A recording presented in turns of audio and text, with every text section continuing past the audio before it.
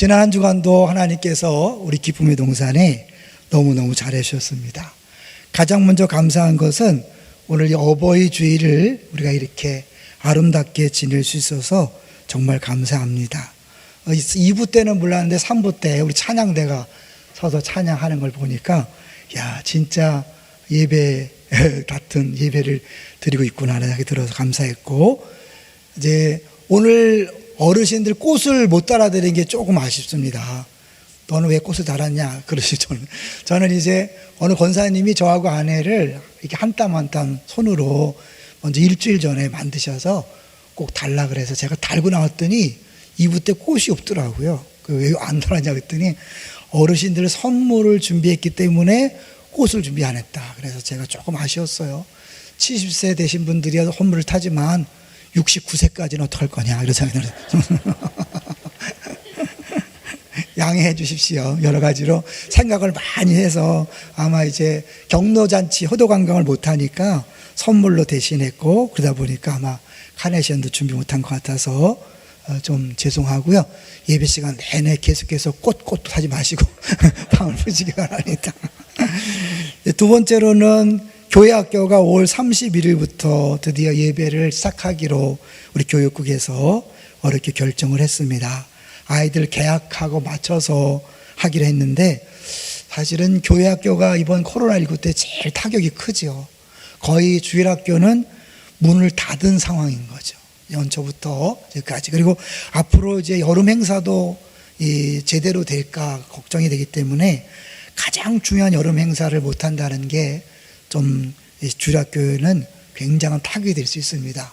많이 기도해 주시면 좋겠어요. 그래서 금요일 기도회를 한다고 하니까요, 우리 15일, 20일, 19일 나오셔서 적극적으로 기도에 동참해 주시면 감사하겠습니다. 세 번째로는 나눔 프로젝트 많은 분이 동참해 주셔서 감사합니다. 거의 한 1,000만 원 좀 못 미치게 된 것 같아요. 그런데 여러분이 많이 동참해 주셔서 이제 십시일반 조금씩 모아주셔서 도울 수 있어서 감사한데, 이제 어느 교회 누구를 도와줄지도 결정하는 과정 속에 은혜가 있어야 합니다. 여러분이 기도 많이 해주시고, 혹시 또 꼭 도와야 될 그런 우리 교회들이 있다면 아마 좀 팀들에게 알려주시면 좋겠어요. 이번에 개인적으로 한 4분이 특별히 어느 교회를 돕겠다고 따로 이렇게 지정해서 헌금하신 분들이 있다 그래요. 그런 헌금은 정확하게 그 교회로 보내도록 그렇게 할 테니까요. 앞으로도 여러분이 마음에 감동이 되시면 지정해서 헌금하시면 추후에도 계속해서 섬기도록 그렇게 하겠습니다. 도와주셔서 감사를 드립니다. 자, 이제 오늘 제목을 볼까요? 오늘 제목이 뭡니까? 작은 목자들아. 오늘이 어버이 주일인데 오늘 본문은 얼뜻 보면 장로님들에 대한 말씀같이 보여요. 근데 이 본문은 가만히 보면 모든 공동체의 리더와 그 리더를 따르는 그룹원들 간에 발생할 수 있는 문제를 다루고 있는 것이고, 가장 가까이는 교회 공동체를 잘 유지하기 위해서 필요한 것이 무엇인가를 이야기하는 겁니다. 그래서 이 원리는 모든 가정, 모든 부서, 모든 직장, 사업장에 공통적으로 적용이 되기 때문에 우리가 작은 목자들아, 그래서 부모를 포함한 모든 리더들을 작은 목자라 칭하고 말씀을 준비해 봤습니다. 이게 안 와닿는 분들에게 예를 들면요, 아기를 키우는 집죠. 손자, 손녀를 낳은 집들은 대부분이 그 아기 엄마하고 할머니하고 갈등을 일으킵니다. 그러니까 우리 교회 집사님 한 분도 그 딸의 아이를 키우는데 몇 번 이렇게 갈등이 있었다고 고백하는 내용을 봤어요. 뭐냐면 어른은 어른이 애를 낳아 길러본 경험이 있잖아요. 그 경험을 갖고 애를 키우려고 그러는데 젊은 세대들은 뭐예요? 네이버, AI 중심이거든요. 옛날엔 구식이고 비과학적이고 비위생적이다. 그렇기 때문에 이렇게 해야 된다. 이 갈등이 생기는 거예요. 여러분, 이 세대 차이를 아시죠? 이것은 교회에서도 마찬가지예요. 교회에서도 이 기성세대가 되게 리더가 되잖아요. 젊은 세대들이 볼 때는 이게 안 맞아요. 뭘 모르시고 지금 시대에 맞지 않는 결정들을 한다고 느끼기 때문에 순종할 수 없는 거죠. 그런 차원에서 본다면 이 말씀이 더 와닿을 거예요. 근데 이제 먼저요, 오늘 이제 말씀을 시작하면서 우리 아버지에 대한 얘기를 한번 영상을 통해서 봤으면 좋겠어요. 아버지에 대해서 아들이 오해한 내용을 한번 보겠습니다. 영상을 틀어주시죠.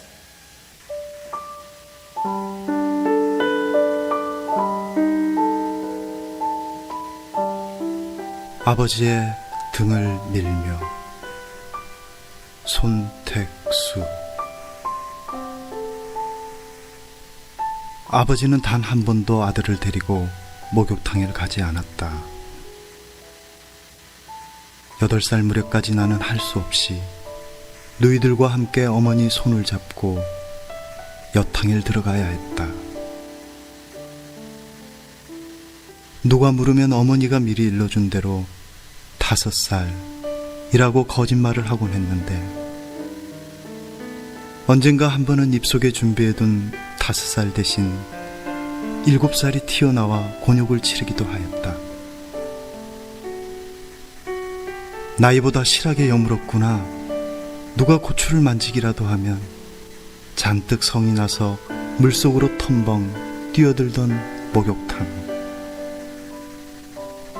어머니를 따라갈 수 없으리만치 커버린 뒤론 함께 와서 서로 등을 밀어주는 부자들을 은근히 부러운 눈으로 바라보곤 하였다.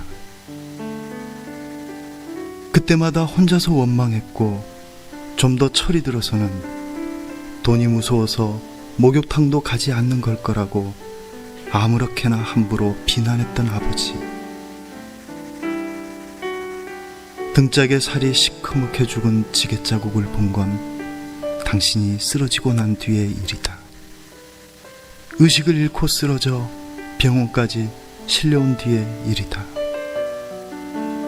그렇게 밀어드리고 싶었지만 부끄러워서 참아 자식에게도 보여줄 수 없었던 등. 해지면 달지고 달지면 해를 지고 걸어온 길끝. 적막하디 적막한 등짝에 낙인처럼 찍혀 지워지지 않는 지게자국. 아버지는 병원 욕실에 엎혀 들어와서야 비로소 자식의 소원 하나를 들어주신 것이었다.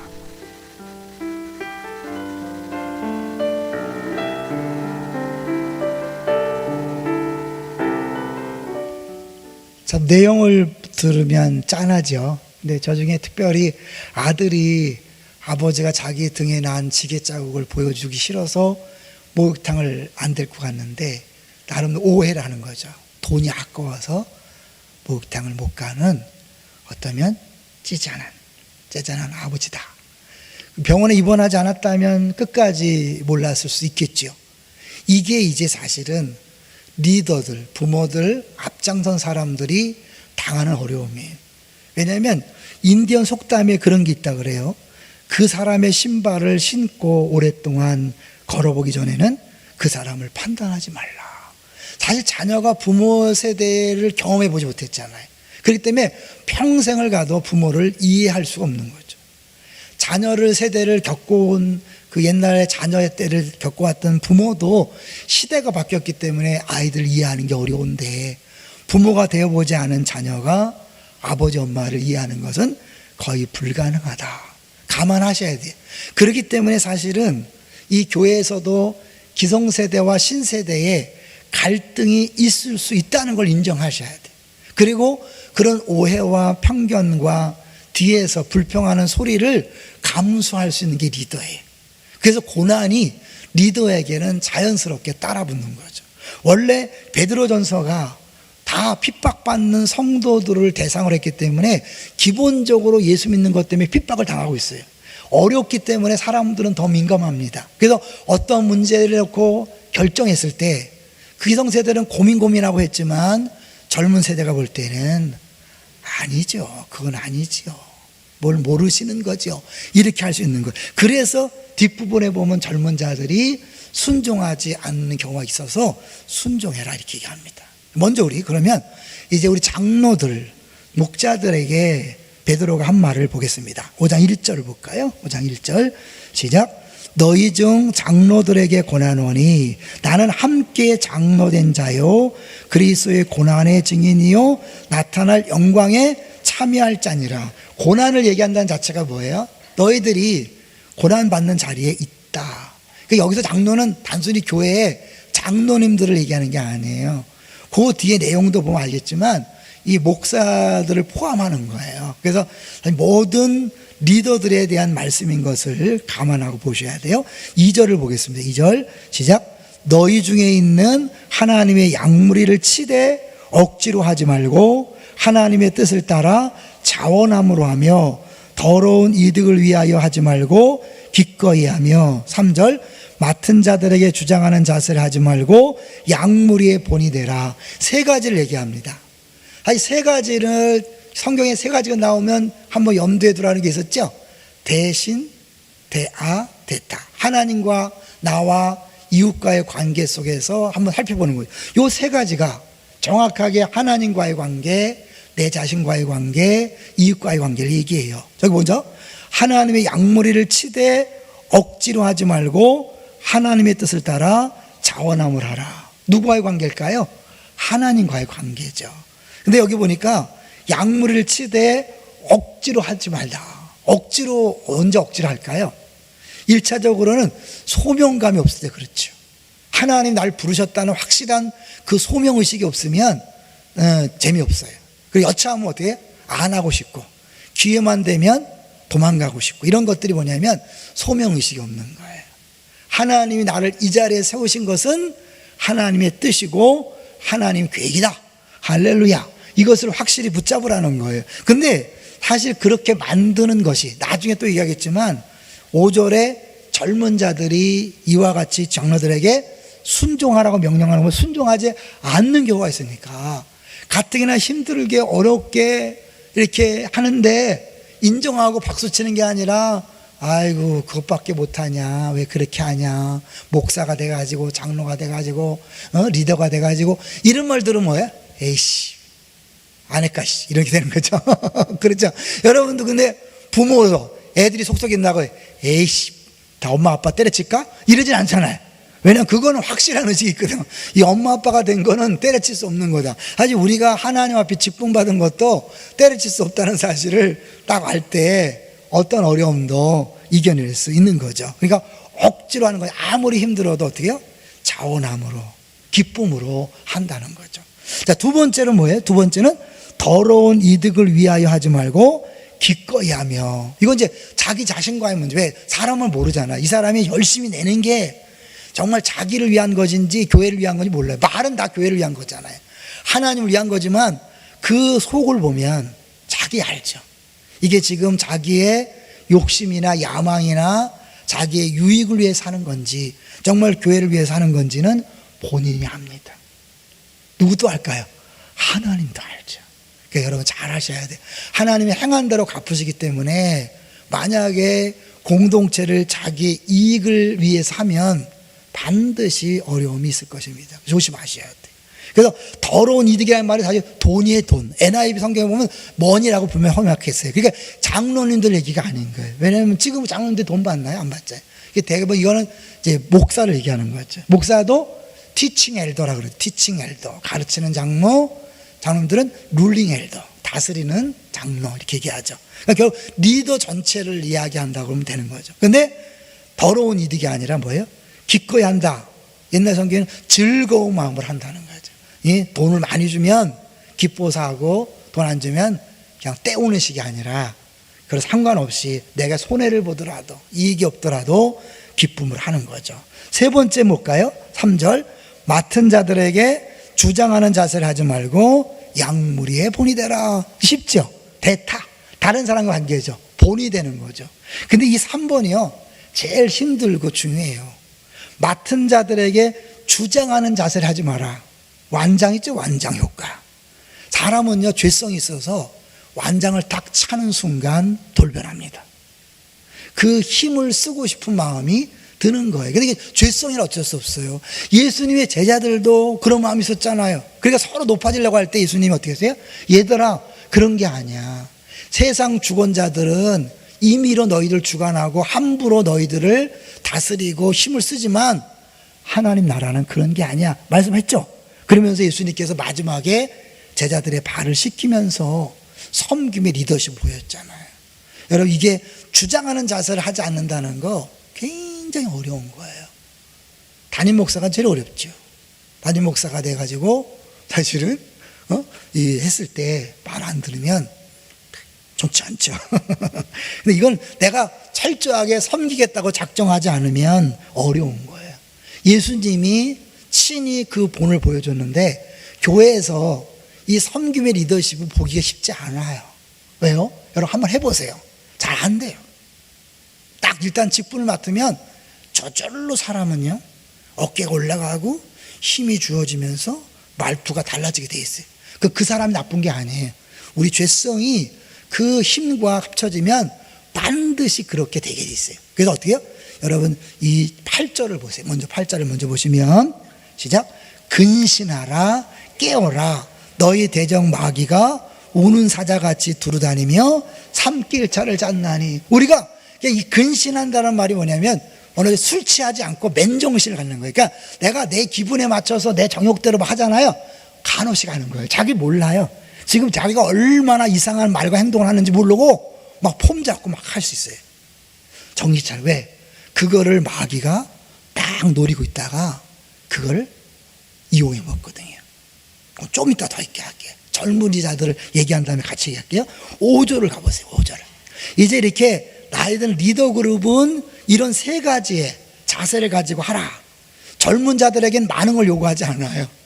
5절 볼까요? 시작. 젊은 자들아 이와 같이 장로들에게 순종하고 다 서로 겸손으로 허리를 동이라. 하나님은 교만한 자를 대적하시되 겸손한 자들에게는 은혜를 주시느니라. 이와 같이 결국 베드로는 1장부터 5장까지 줄기차게 계속해서 겸손으로 섬기라고 그렇게 이야기합니다. 특별히 뭐예요? 겸손은 허리를 동이라. 뭐가 생각나요? 이 베드로전서는요 베드로의 경험이 그대로 녹아있기 때문에 굉장히 은혜스러워요. 여러분 이 끝나고도요 베드로전서를 심심하면 한번 읽어보세요. 1장부터 쭉 읽어보세요. 대신에 베드로의 경험을 한번 생각하면서요. 베드로가 뭐가 생각났을까요? 예수님이 제자들의 발을 씻겨주는 장면이 생각났을 거예요. 자기 너무 황당하니까 어떻게 해요? 이러면 안 되죠. 선생님이 어떻게 발을 씻어줍니까? 내가 너를 씻기지 않으면 나와 상관없어. 그때 어떻게 베드로가 그러면 다 씻겨주세요. 아니야. 다 씻을 필요는 없고 목욕한 자는 발만 씻으면 돼. 이렇게 했잖아요. 그때 베드로가 받은 충격이 얼마나 컸을까요?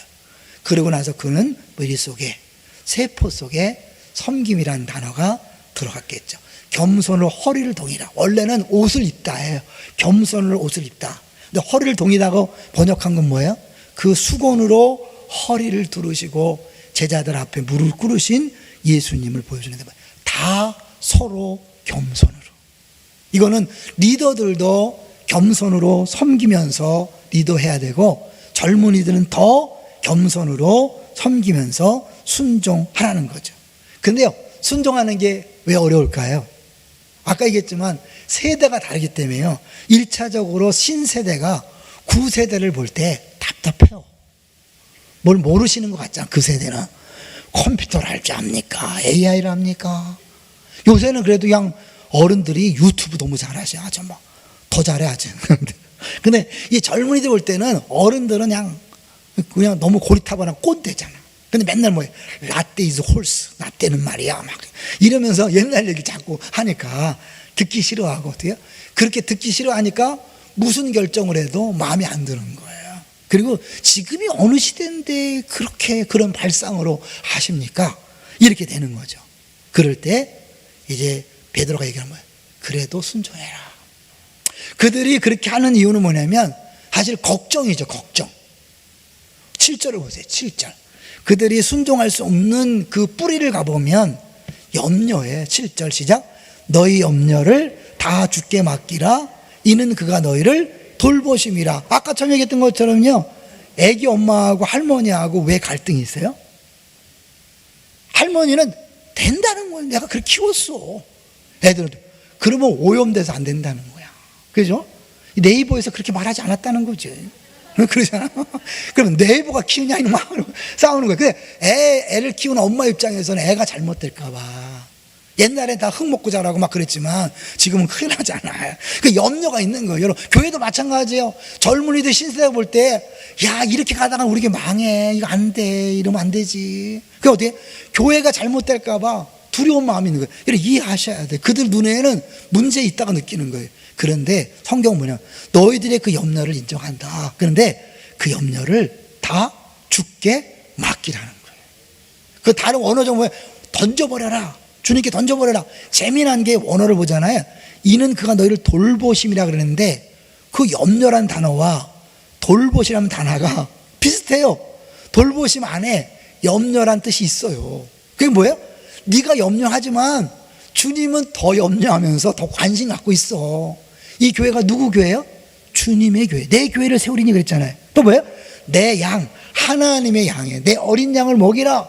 그렇기 때문에 뭐예요? 하나님이 더 양을 책임지고 하나님이 교회를 더 책임지고 있어요. 할렐루야.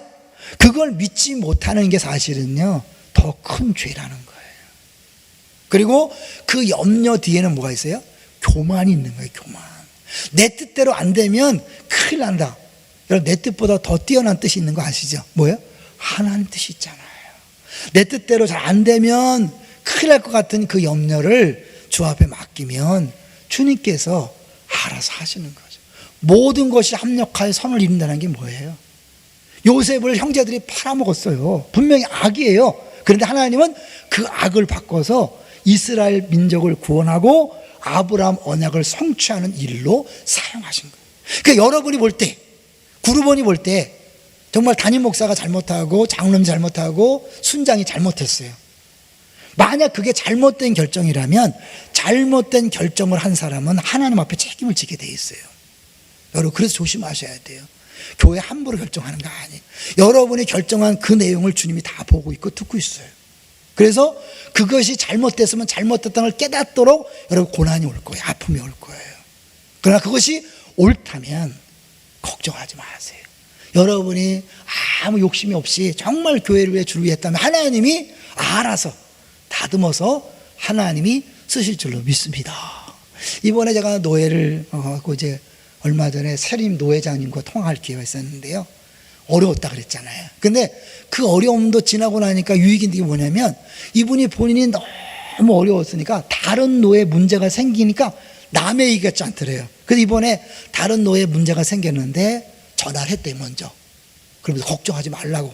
내가 알고 있는 법 안에서 아무 문제 없다고 그렇게 얘기해 줬다는 거예요. 내가 그러면서 하나님께서 어떠한 고난과 어려움과 문제를 허용했다면 그 문제 뒤에 또 다른 계획이 있구나. 그죠? 너희가 다 계획이 있구나. 기생충 이런 거죠. 다 계획이 있는 거죠. 하나님에게는요 그것이 직선으로 갈 수 있는 길인데 돌아가겠다면 그 돌아가는 과정 중에 뭐가 있는 거예요. 늘 양육 때 말씀드렸어요. 부부간에 의견 충돌이 일어날 수 있죠. 누가 더 똑똑하다고요? 아내가 똑똑해, 남편이 똑똑해요. 인정하셔야 돼요. 아내가 똑똑해요. 하나님이 그렇게 만들었어요. 왜? 돕는 배필로 만들었기 때문에. 그래서 아내의 말을 듣는 것이 지혜로운 거예요. 우리 아내한테 점수 달라고 하는 게 아니에요. 성경적이에요. 성경적. 그런데 뭐예요? 하나님 남편을 머리를 세웠기 때문에 결정은 누가 합니까? 남편이에요. 아내가 볼 때는 미련해. 저 밥통 같은 남편. 지금 직선의 길인데 왜 돌아가려고 그래? 남편이 결정했기 때문에 책임을 져야죠. 그러니까 막 싸우면 안 돼요. 왜? 사실은 그 싸우는 그 자체가 마귀가 역사하게 위한 발판이기 때문에 그래요. 그래서 베드로는요 염려 얘기를 한 다음에 갑자기 8절에 근신하라 깨어라 마귀 얘기를 해요. 왜 마귀 얘기할까요? 그래서 오늘 설교는요 시리즈 4번째 완성본이에요. 첫 번째 하나님의 사람아 화이팅. 그 다음에 하나님 사람아 버텨라. 지난주에 어떻게 했어요? 사람과 씨름하지 말고 하나님과 씨름하되 싸우는 게 아니라 하나님 붙잡고 늘어져라 그런 거죠 있잖아. 이제 오늘은 마지막으로 구체적으로 우리가 싸울 상대가 누구냐? 마귀. 근데 마귀를 여러분 우습게 보면 안 돼요. 마귀는요 굉장히 지혜로운 놈입니다. 쉽게 해서 아담과 하와를 꼬셔서 선악과를 따먹게 한 놈이고 예수님을 찾아와서 예수님도 유혹하려고 했던 무지막지한 인간입니다. 그렇기 때문에 이 마귀에게 속는 두 종류의 사람이 있다 그래요. 하나는 에이 미신이지 무슨 귀신 얘기를 하고 있어, 무슨 신화를 까먹는 소리 하고 있어, 현대시대에. 아니에요. 미신이 아니에요. 마귀가 존재합니다. 어떤 사람은 너무 마귀를 무서워해가지고 다 마귀야, 감기도 마귀고 막 좀만 이상하면 다 마귀하고 막 함부로 막 마귀야 물러. 여러분 정신병은 병원에 가서 치료하면 되는 거예요. 근데 그거 애를 놓고 막 마귀야 물러가라 그러면 애가 자기 자신이 더러운 마귀한테 씌운 줄 알고 나중에 치료된 다음에도 위험한 거예요. 구분할 수 있어야 돼. 뭐든지 다 마귀라 그래서 절절맬 필요 없어요. 아시겠죠? 두 가지 다 마귀한테 지는 사람이 정확 지혜롭게 마귀의 전략을 분별할 수 있어야 돼. 그래 근신하라. 술 취한, 누가 술 취해 있겠어요? 평상시에 내 마음대로, 내 욕심대로, 내 마음대로 말하고 행동하는 사람은 지금 정신이 없어서 마귀가 자기를 유혹하는지, 자기를 꼬시는지, 자기를 써먹는지 몰라요. 마귀가 틈을 타는 경우가 있어요. 언제요? 에베소에 보면 화를 내어도 분을 품지 마라. 분을 품어도 해를 넘기지 마라. 왜요? 마귀로 틈을 타지 못하도록.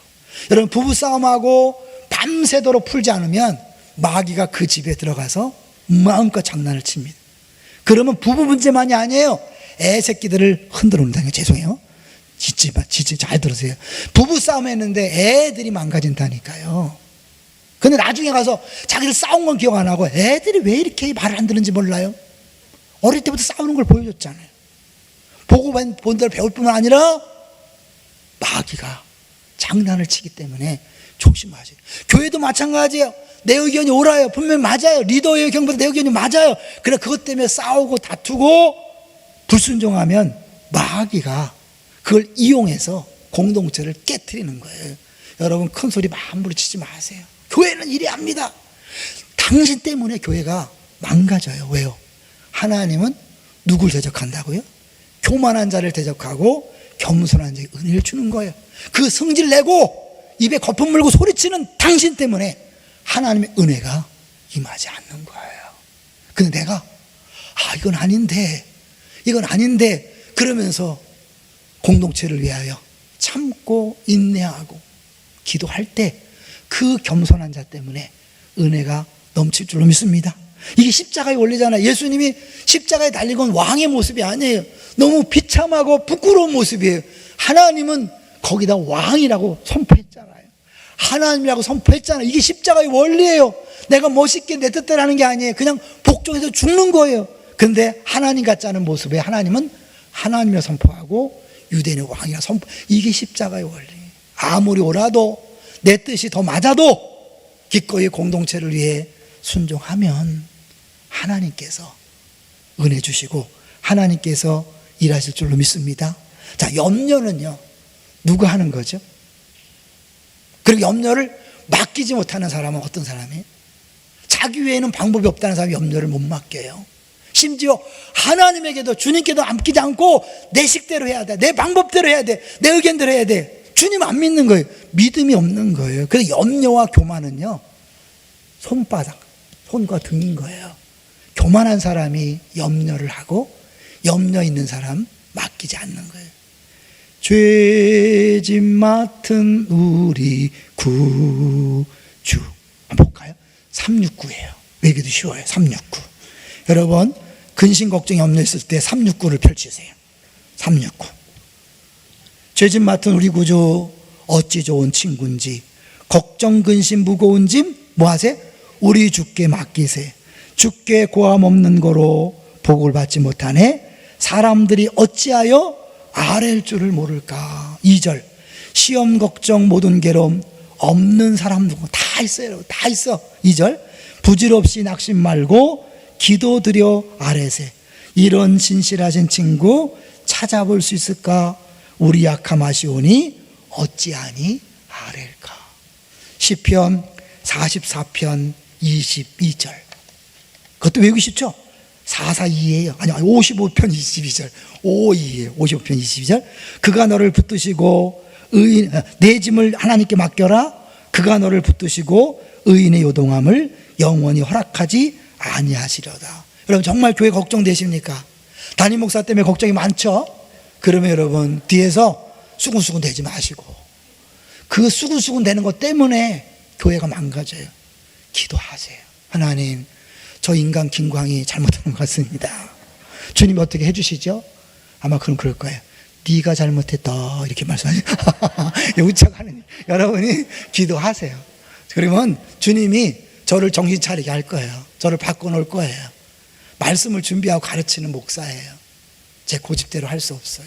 저는 그것을 실천하기 위해서 여러분, 가능하면 내가 결정 자리에 안 서는 거예요. 여러분, 제도적으로 시스템적으로 제가 주장하는 자세에 안 하려고, 그래서 제가 여러분한테 바뀌는 거예요. 리더가 돼보면요, 책임을 지면 불평하지 않습니다. 오히려 리더가 되면요, 수많은 양떼 때문에 정말 리더의 어려움을 알아요. 양은 뭐예요? 양. 우리는 다 양 같아서 각기 제 길로 갔거늘. 양은 손이 많이 가는 동물이에요. 목자가 도와주지 않으면 살 수 없는 동물이에요. 그럼 어때? 지 마음대로 가요. 그리고 여러분이 순장만 해보세요. 순원이 한 2명만 있어 보세요. 지 마음대로 가요. 그럼 어떻게 해요? 난 2명도 힘든데 우리 목사님 얼마나 힘들까? 철드는 거죠. 여러분이 늘 이 리더의 자리가 아니라 그룹원 자리에 있으면 평생 불평하다 끝날 수 있어요. 작게라도 이 리더가 한번 돼보세요. 그러면 리더가 고난이 뭐고 책임지는 게 뭐고 이 어려움이 뭔지를 아시는 거예요. 그런데요, 그 리더가 돼서 그룹원들이 인정할 걸 기다리지 마세요. 그들이 칭찬해주고 그들이 알아줄 걸 기다리지 마세요. 왜? 그들은 양이에요. 4절이에요. 4절. 우리가 바라볼 것은 4절이에요. 시작. 그리하면 목자장이 나타나실 때에 시들지 아니하는 영광의 관을 얻으리라. 누가 나타날 때요? 목자장. 목자는 누굴까요?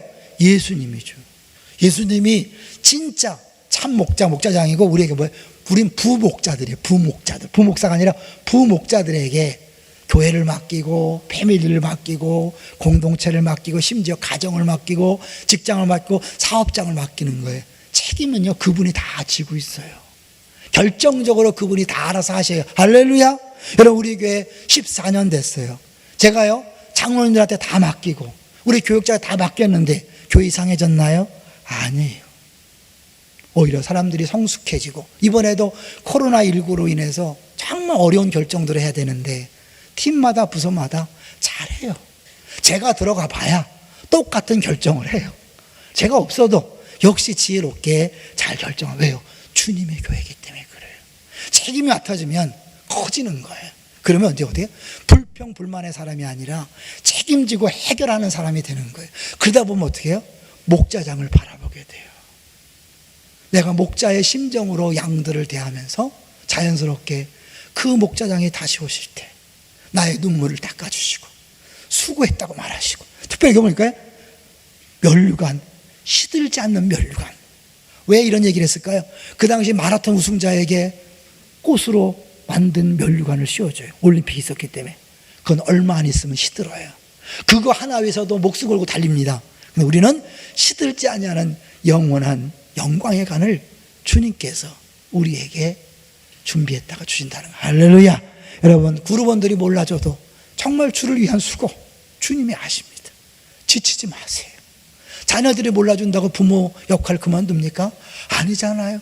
평생 부모의 은혜를 모르는 자녀들을 위해 부모는 끝까지 부모 역할을 하는 겁니다. 똑같아요, 여러분. 하나님이 우리를 부모로 세운 것처럼 교회의 목사로, 장로로, 권사로, 한수집사로, 순장으로, 교사로, 작은 공동체 리더로 하나님이 세워주셨어요. 그렇다면 하나님이 함께 하시고 하나님이 책임지시고 여러분의 수고와 눈물을 기억하셨다가 여러분에게도 갚아줄 뿐만 아니라 여러분 자녀에게도 복이 있다는 사실을 기억하세요. 왜요? 부모에게 가장 행복은 뭡니까? 자녀가 잘 되는 거예요. 주님이 아셔요.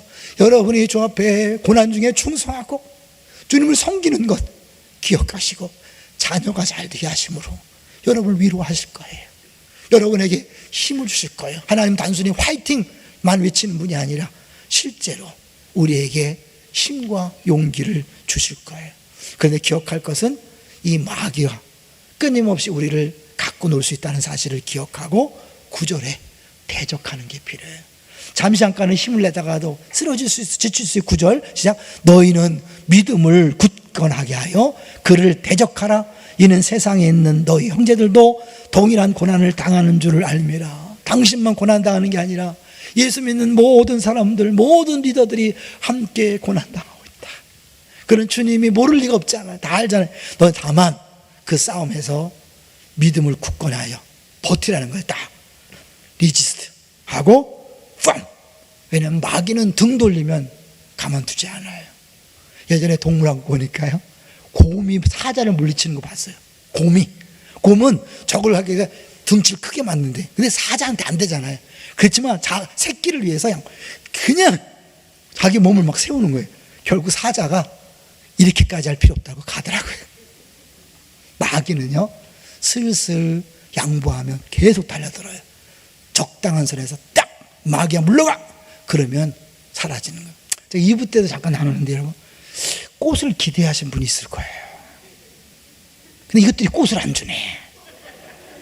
섭섭함에 딱 몰려오죠. 뭔가 이유가 있겠지. 목사님 또 얘기했잖아. 그래도 왜? 그래도 그렇지 꽃은 줘야 되는 거 아니야.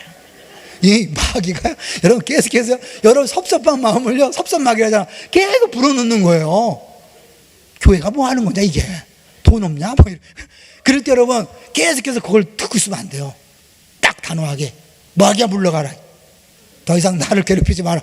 이러면요 잠잠해지니. 막 분노가 솟고 막 짜증이 나고 막 할 때 여러분 그냥 동조하지 마세요. 단호하게 마귀야. 왜? 마귀의 전략은요, 우리를 직접 공격할 수 없어요. 어떻게 해요? 우리를 살짝 부추겨서 교만하게 하든지 염려를 불어넣고 그걸 발판 삼아서 우리 안에 어떻게 해요? 순종하지 못하게 관계를 깨트린 다음에 그 깨트려진 관계 속에서 내 스타일이라고 달려오는 거잖아요. 너희가 사랑하면 내가 거한다 그랬죠? 반대로 너희가 싸우면 뭐예요? 마귀가 거하는 거죠. 무서운 거예요 여러분. 자녀 잘 키우기 원하십니까? 그러면 자녀에게 뭐라고 말하지 마세요. 부부가 사랑하는 모습을 보여주시면 하나님이 그곳에 임하셔서 자녀를 만져주십니다. 할렐루야. 마찬가지. 자, 그래서 이제 하나 이야기를 하면서요, 진짜인데 좀 아플 수 있지만 우리가 이 내용을 들으면서 서로가 부모를 이해하고 자녀를 이해했으면 좋겠어요. 우리나라 안녕하세요라는 토크쇼가 있었죠. 작년에 끝났는데 이것처럼 미국에 이런 토크쇼가 있어서 엄마가 자기 딸이 너무 일생 동안 힘들어하고 불행하게 사는 걸 봐서 해결점을 찾기 위해서 나간 거예요. 토크쇼에 나가서 엄마랑 딸이 나갔어요. 그 진행자가 묻는 거예요. 당신은 왜 자신을 혐오하십니까? 기분 나쁘죠? 내가 뭘 내가 혐오해요? 부인했어요. 아니요, 저는 저를 혐오하지 않아요. 단지 있는 그대로를 받아들이는 거죠. 이게 무서운 거예요. 있는 그대로. 지금 자신의 모습은 어떻다고 생각하나요? 그걸 꼭 말해야 돼요. 보시는 그대로예요. 머리도 나쁘고 특별한 재능도 없어요. 얼굴도 못생겼고요. 진행자가 깜짝 놀란 거예요. 아니, 못생겼다고 생각하나요? 로라 씨, 전혀 그렇지 않아요. 당신은 예쁩니다. 미인입니다. 절 놀리시는 거죠. 주위에서 당신에게 미인이라는 소리를 안 했던가요? 대답 뭐죠? 그거야.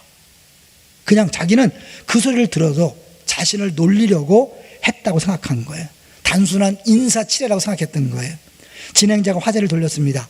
결혼생활은 어땠지요? 전 남편은 좋은 사람이었어요. 딸도 잘 자라주었고요. 하지만 내내 불안했어요. 행복할 자격이 없다고 생각했거든요. 자격이 없다고. 어째서 그런 생각을 한 거죠? 모르겠어요. 어렸을 때부터 뭘 해도 안 될 것 같고, 그 말을 듣고 진행자가 아무래도 우리가 모르는 사연이 있는 것 같군요. 다른 초대 손님을 모시겠습니다. 그리고 아버지를 모신 거예요. 아버지가 그때 나타났어요. 진행자가 묻습니다. 딸이 한 얘기를 들었죠? 그랬더니 아버지가 이렇게 얘기합니다. 아무래도 제가 딸을 너무 나약하게 키운 것 같습니다. 그래도 전 여전히 딸이 잘 되기를 바라고 저 아이를 사랑합니다. 딸이 정색하면서 반문합니다. 아버지는 절 미워하시잖아요. 아버지는 당황하면서 세상에 자식을 미워하는 부모가 어디 있겠느냐. 너도 자식을 키우니 알지 않니? 라고 말했습니다. 로라가 떨리는 음성으로 말합니다. 아버지는 제게 따뜻한 말 한마디 해주신 적이 없잖아요. 내가 칭찬에 인색했던 건 인정하마. 그래도 난 너에게 좋은 환경을 만들어 주려고 평생 이를 악물면서 일해 왔단다. 좋은 환경이요? 아버지는 절 벼랑 끝으로 몰고 갔어요. 에? 그게 무슨 소리냐? 로라가 말합니다. 저도 한때는 가지고 있었어요. 뜨거운 것을요. 그런데 아버지가 다 꺾어버렸어요. 아버지는 저한테 늘 못났다고 하셨어요. 못나니 못나니 못나니. 그 소리 때문에 저는 아무것도 못했어요. 좋아하는 옷도 못 입고 좋아하는 사람한테 고백도 못하고 좋아하는 일도 못했어요. 자신이 없었으니까요. 행복할 자격도 없는 벌레 같은 존재라고 생각했다고요. 두 사람 이야기를 듣던 엄마가 드디어 입을 열었습니다. 아버지는 감정을 표현하는 방법을 잘 모르셔. 언제나 너와 가까워지고 싶고 대화하고 싶은데 독소리 먼저 튀어나와 버리지. 그렇지만 널 누구보다도 사랑하신단다. 우리는 치유에 대해서 배웠기 때문에 이렇게 나오는 거 다 이해되시죠? 진행자가 왜 따님을 못난이라고 부르게 되었는지 물었습니다. 그러자 엄마가 잠시 난감한 표정을 짓다가 말했습니다. 생각하기도 싫은 일이 있었어요. 로라가 5살 때 백화점에 갔다가 로라를 유괴당했어요. 1시간 만에 겨우 찾았지만 그 후로 저희는 딸을 데리고 외출할 수가 없었어요. 로라가 너무 예뻐서 유괴당했다고 생각했어요. 그래서 딸을 못난이라고 부르고 예쁜 옷도 입히지 않았어요. 다행히 아무도 로라에게 관심을 가지지 않았죠. 로라가 어른이 되면 다 정상으로 돌아올 거라고 생각했어요. 게다가 남편은 험한 세상에 살아남으려면 강해야 된다며 일부러 혹독하게 훈련시켰어요. 진행자가 말했습니다. 부모로서 충분히 걱정하실 만한 일이었다고 생각합니다만 두려움은 더 큰 불행을 낳지요. 부모님이 가지신 그 두려움의 결과가 따님의 인생에 큰 불행을 안겨주었군요. 염려와 두려움은 마귀의 발판입니다. 정적이 흐르고 잠시 후 로라는 흐느끼며 말했습니다. 전 그런 일이 있었던 줄 몰랐어요. 제가 컸을 때라도 말씀해 주시지 그러셨어요. 전 저를 단 한 번도 사랑해 본 적이 없어요. 전 못난 제가 한심하고 미워서 견딜 수가 없었다고요. 미안하구나. 정말 미안하구나. 내가 그렇게 고통스러운 인생을 살 줄은 꿈에도. 이게 부모 자식이. 부모는 부모대로 최선을 다했지만 아이에게 상처가 되는 줄 모르고 평생을 살았어요. 상처에 상처를 더해준 거죠. 딸은 아버지 엄마가 왜 그러는지 이유를 모르니까 사랑받지 못했고 쓸모없는 존재라고 느껴서 행복을 누릴 자격이 없다고 생각해요. 이게 무서운 거예요. 행복해도 불안해요. 남편을 미리 띄워보내요. 사랑한 것을 표현을 못해요. 그래서 결혼 생활을 잘 못하는 경우도 있어요. 마귀가 가정을 파괴하고 공동체를 파괴할 때 우리의 두려움과 염려와 교만을 통해 일한다는 것을 보여주고 있습니다. 그리고 어버이 주일입니다. 모든 어버이가 자녀를 위해 정말 희생합니다. 어떤 부모가 자녀를 낳고 기르면서 고생 안 했습니까? 정말 자기가 하고 싶은 거 안 하고 정말 올인해서 아이를 위해 모든 걸 투자하잖아. 그러나 아이들은 그것을 이해 못하고 인정 못할 때가 많이 있어요. 왜요? 부모 시기에 사랑을 했기 때문에 그러죠. 자녀들이 지금 어쩌면 부모에게 반항하고 자기가 친구 만나지 말라고 해도 이상한 친구 만나는 이유는요, 걔도 살 길을 찾아서 가는지 몰라요. 그 이상한 친구라도 안 만나면 왕따 당하고 자기가 위험할까봐 그 불량 아이를 만나지 않을 수 없는, 어쩌면 자구치길 수 있는 거죠. 그걸 우리는 잘 모르니까 계속해서 아이들에게 면박하고 하지 말라고 하지만 그들이 그렇게 할 수밖에 없는 이유가 있을 거예요. 부모는 우리가 이해할 수 없는 그 부분이 있을 거예요. 우리 여기서 서로 인정합시다. 서로가 다 이해할 수 없는 면이 있다. 그러나 분명한 것은 하나님이 우리에게 허락하신 부모요, 하나님 우리에게 주신 자녀요, 하나님 우리에게 허락하신 리더요, 우리에게 허락하신 그룹원 성도임을 인정합시다. 진정한 온유와 겸손은요, 이렇게 정의할 수 있답니다. 요것만 하고 마치려고 하는데요. 진정한 온유와 겸손은요, 내게 일어난 일에 대해서 이상하게 생각하지 않는 태도랍니다. 앤드류 머리가 겸손에 대한 책에 썼어요. 내게 일어나는 모든 일들을 이상하다고 느끼지 않는 거. 왜? 하나님이 하셨으니까. 하나님을 진짜 믿는 거죠. 진정한 겸손은 그리스도의 은혜로 만족하는 것이고, 인생사에 견디기 힘들고 어려운 과제가 밀려올 때 그것을 덤덤히 주의 뜻으로 수용하는 삶의 태도까지를 온유와 겸손이라고 그렇게 말한다는 거죠. 나에게 주어진 부모 내 마음에 안 들어도 주님이 필요해서 주셨고, 내 자녀들 주님이 필요해서 선물로 주셨습니다. 우리에게 주신 리더들 하나님이 필요해서 주셨고, 우리의 성도들 그룹원들 다 하나님이 필요해 주셨습니다. 서로 겸손을 허리를 동이고 서로의 수고를 인정합시다. 당신 때문에 여기까지 왔다고 인정합시다. 그리고 여러분 수고, 사람들은 몰라도 주님 하신다는 사실을 기억하면서 위로받고 다시 한번 힘내시기를 주 이름으로 축원합니다.